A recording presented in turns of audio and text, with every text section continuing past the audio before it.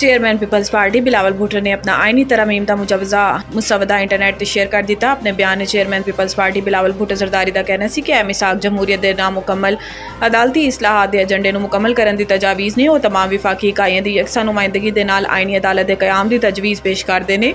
बिलावल भुट्टो ने कहा कि वह जजिस की तैनाती से जजिस के जरिए जजिस ਲਈ इस अमल को खत्म करना चाहते हैं तो इस अमल पार्लीमेंट अदलिया ते कानून बरदारी को बराबरी का दर्जा देंगे हैं। इन्होंने कहा कि मुतफिका मुसवदा तैयार करने लई ओपोजिशन की जमात JUI नाल गल कर रही है। सियासी जमात के वसी तर इतफाक राय की बुनियाद पर मुश्तरका मुसवदे लई पूरी उम्मीद हाँ। बिलावल भुट्टो का कहना है कि वह तरामीम का मुसवदा बेहतर करने लई बामानी अवामी रद्द-ए-अमल का खैर मकदम करेंगे।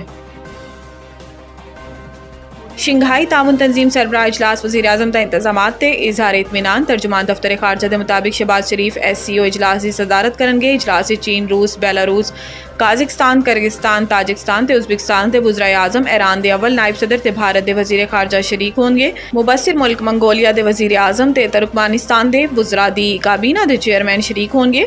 अफगानिस्तान इजलास शरीक नहीं होएगा। सफारती ज़राए का कहना है कि अफगानिस्तान को SCO सैक्रेटरीट की जानिब तो इजलास की शिरकत की दावत नहीं दी गई।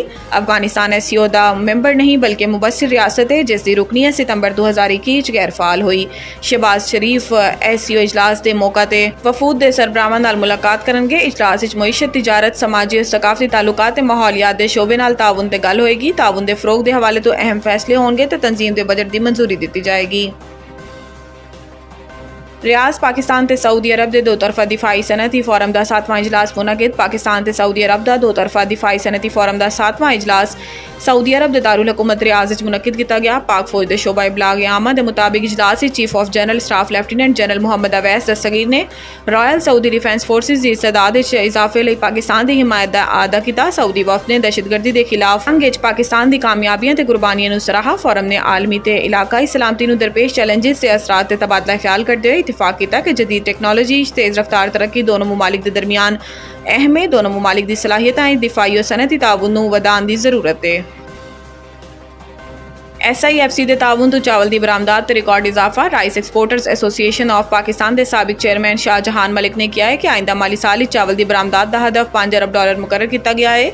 जदीद बीजां की तहकीक ते मायारी ज़रई तरीकों के फरोग ते मबनी जामिया हिकमत अमली तैयार होगी। पाकिस्तान का बासमती चावल आलमी मंडी आला मयार के बाइस पाकिस्तान की मुआशी तरक्की ते आलमी शराकतदारी अहम किरदार अदा करता है। माली साल 2024 के दौरान पाकिस्तान ने 6 मिलियन टन तो जायद चावल की मुख्तलिफ इकसाम बरामद की, जिन्हां दी वजह तो मौसमी हालात ज़रई वसाइल की भरपूर दस्तियाबी है। संगे मेल पाकिस्तान के ज़रई शोबे की एक नुमाया कामयाबी है जिहदे तो बैन अवी मंडियां पाकिस्तान लिए मजीद मौके पैदा होने ते मुल्की ज़रई पैदावार मजीद पेशरफ्त की तवक्को है।